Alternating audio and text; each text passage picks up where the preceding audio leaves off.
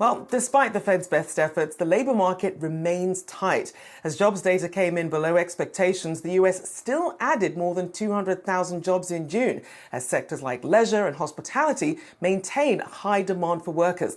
So how can employers meet the demands of staff in these high churn jobs?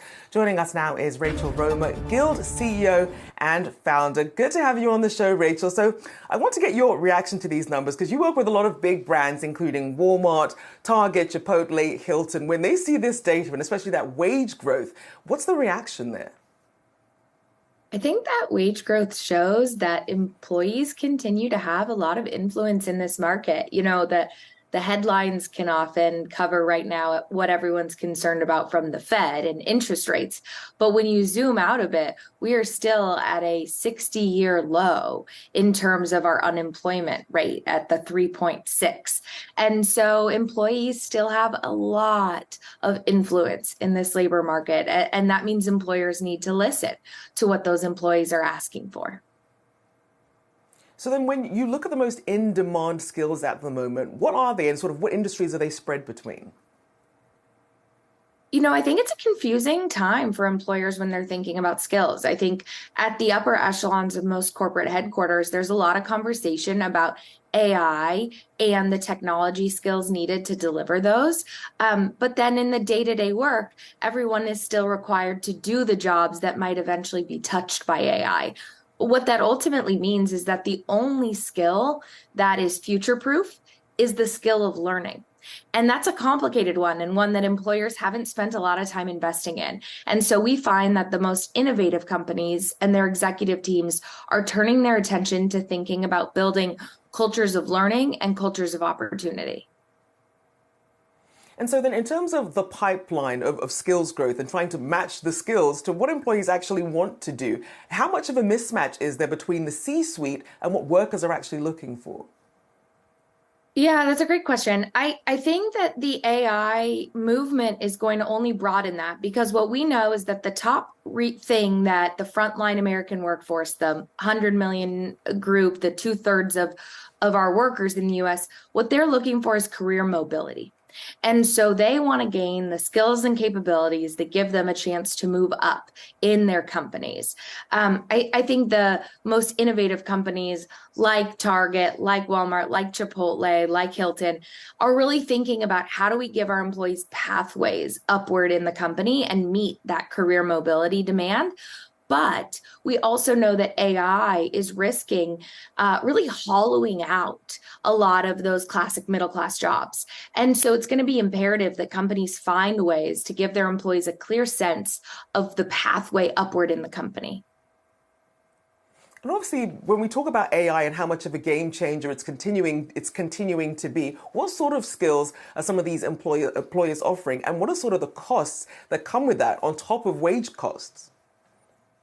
So fortunately, educating your workforce is a fractional investment relative to wage costs. Well under 3% of total wages go to the learning and investment. So we know that any company who wants to invest in learning can easily make that investment. The hard part is picking what are the right skills and competencies that build towards the future workforce planning. And I think that's where a lot of CHROs are scratching their heads right now. As mentioned, we know that the foundational ability to learn is the most future-proof skill. What you can then stack on top of that is the ability to learn any new language, any new skill set. And you look back a year ago, who would have known that prompting ChatGPT was going to be a new in-demand skill? And what we know is that a year from now, there's going to be another new novel skill that we can't even contemplate right now. So teaching your workforce to be a nimble learner and to be a nimble consumer of new technologies and new content is ultimately the most important skill set. And I do want to ask about the Great Resignation, because we essentially thought that was going to be over as conditions got a bit tighter, people started tightening the purse strings. It's still ongoing, though. How is that affecting sort of the talent pipeline and this sort of rush to try and get some of this talent to match the skills available? Our view at Guild is that we do still see a decent amount of resignation from traditional W-2 workforce into the gig economy. I think that part got a bit missed in today's headlines.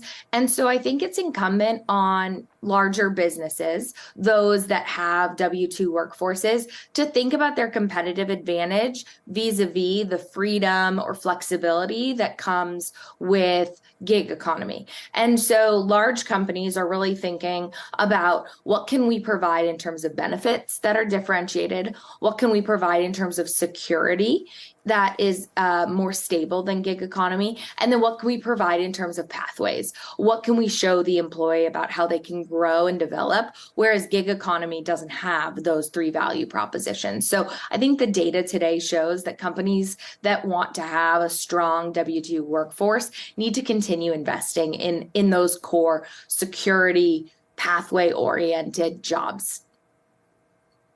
And it does seem that the power still remains with the employee at the moment, but you're also going to have student debt repayments kicking in. You know, that's going to be taking another bite into people's finances there. How do you see what Guild can do and what some of these companies should be looking at, given that perhaps some of those dynamics might start shifting?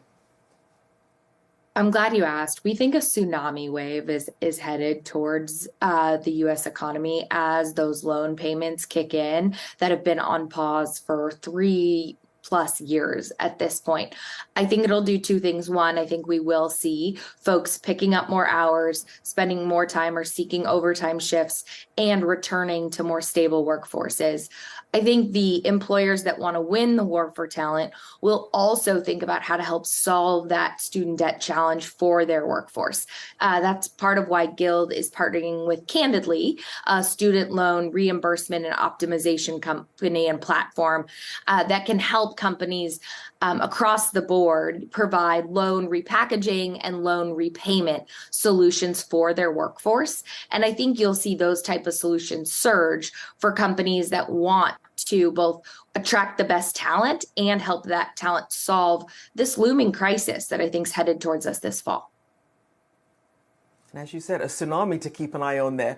A big thank you there to Rachel Romer, Guild CEO and founder. Thank you for joining us this morning. Thanks for having me.